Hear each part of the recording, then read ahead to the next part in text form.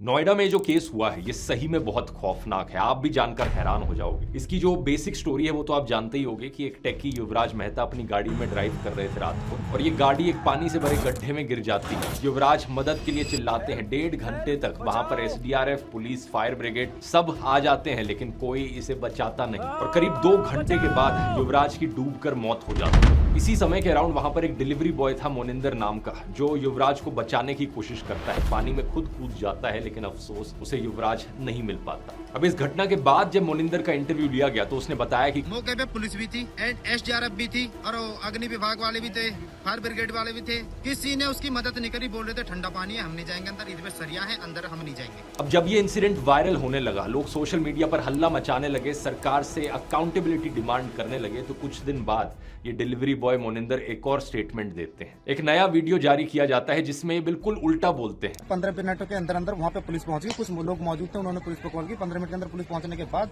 कुछ देर बाद ही SDRF, NDRF, fire brigade सब ही समय पर पहुंच चुके थे। उन्होंने पूरी मशक्कत के बाद लगभग कुछ समय बाद ही उसे बहुत जल्दी रेस्क्यू कर लिया था लड़के को। अब आप सोचोगे आखिर सच क्या है। मोनिंदर से जब एक और बार फिर पूछा गया तो उसने फाइनली हिम्मत जुटाकर हिंदुस्तान टाइम्स को सारा सच बता दिया। उसने बताया कि कैसे पुलिस ने उसे थाने बुलाया है, एक स्क्रिप्ट दी और जबरदस्ती पुलिस के फेवर में वीडियो रिकॉर्ड उससे करवाया गया। पुलिस ने उसे 4.5 घंटे तक पार्क में बिठाकर रखा था और धमकाते हुए कहा था 5-10 दिन के लिए गायब हो जा, केस तो 2-3 दिन में मीडिया से हट ही जाएगा लेकिन तू तो यहीं रहता है। सोचकर देखो दोस्तों, सरकार एक तो कितनी निकम्मी है कि बेसिक फैसिलिटीज तक सिटीजंस को नहीं प्रोवाइड कर पा रही है, और दूसरा जब सच सामने आता है तो गुंडों की तरह बिहेव करते हैं सच को दबाने के लिए। मैं आपको बता दूं, जिस सड़क पर युवराज ड्राइव कर रहे थे उस सड़क का डिजाइन देखो, ऐसे 90 डिग्री के एंगल पर कहीं किसी डेवलप्ड कंट्री में आपको कोई सड़क नहीं दिखेगी। पहले तो इतने घटिया तरीके से एक सड़क बनाई गई, दूसरा कोई बैरियर तक नहीं लगाया गया, और तीसरा जब मदद की जरूरत थी ना तो वहां की एडमिनिस्ट्रेशन, पुलिस या फायर ब्रिगेड के पास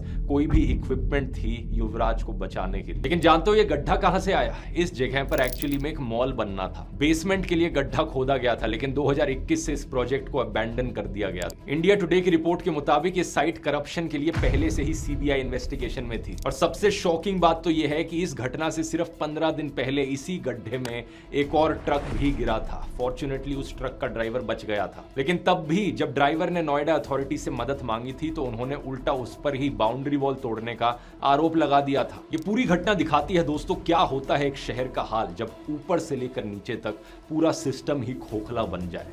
नोएडा में बीजेपी की ट्रिपल इंजन सरकार है, ऊपर से लेकर नीचे तक सब कुछ बीजेपी के कंट्रोल में है। यहां तक कि नोएडा की डीएम पता है कौन है? ज्ञानेश कुमार की बेटी।